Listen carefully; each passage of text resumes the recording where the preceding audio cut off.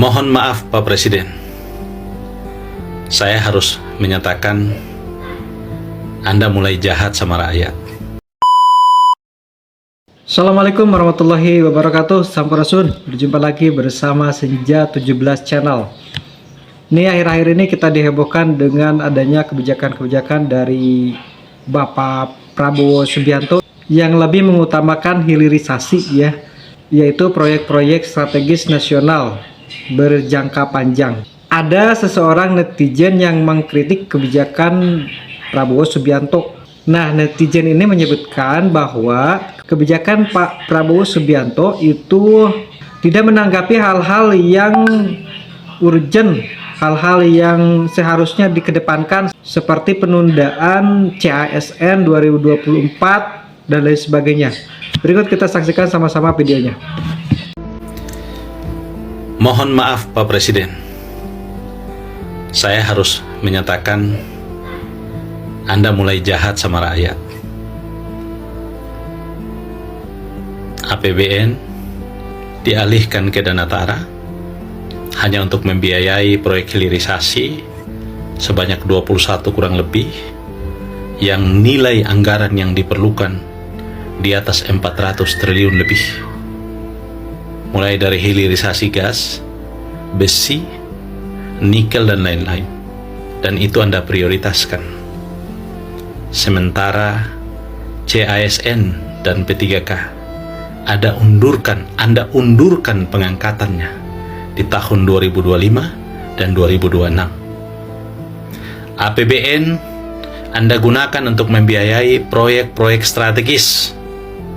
Mohon maaf, sekali lagi saya katakan, yang menguntungkan pejabat-pejabat yang ada di lingkungan sekitar dan kebijakan yang dibuat oleh mereka.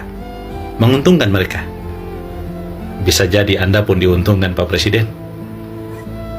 Sementara kepentingan kurang lebih 2 juta rakyat Indonesia yang menanti nasibnya diangkat sebagai CASN dan P3K, Anda pending.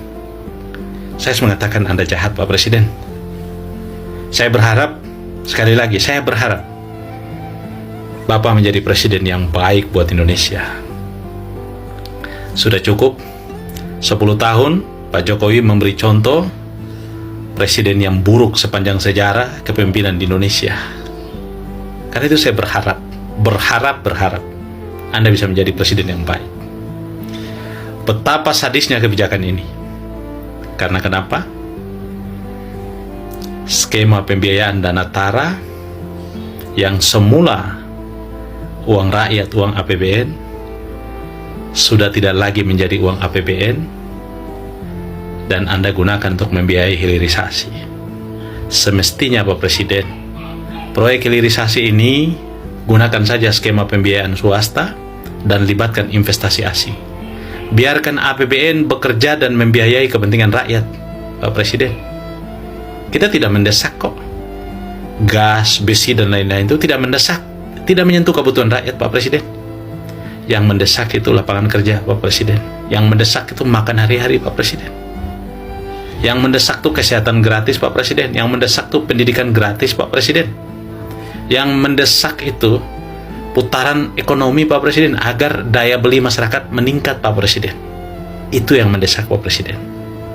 Mohon maaf saya harus bilang, bisnis proyek strategis yang dibiayai dalam bentuk hilirisasi itu adalah ekosistem industri yang Anda bangun dan akan melahirkan sub-sub sistem atau sub-sub industri yang dalam prakteknya, mohon maaf saya tidak menuduh, banyak pengusaha yang merupakan kolega para pejabat itu ambil bagian menyediakan bahan baku dan lain-lain.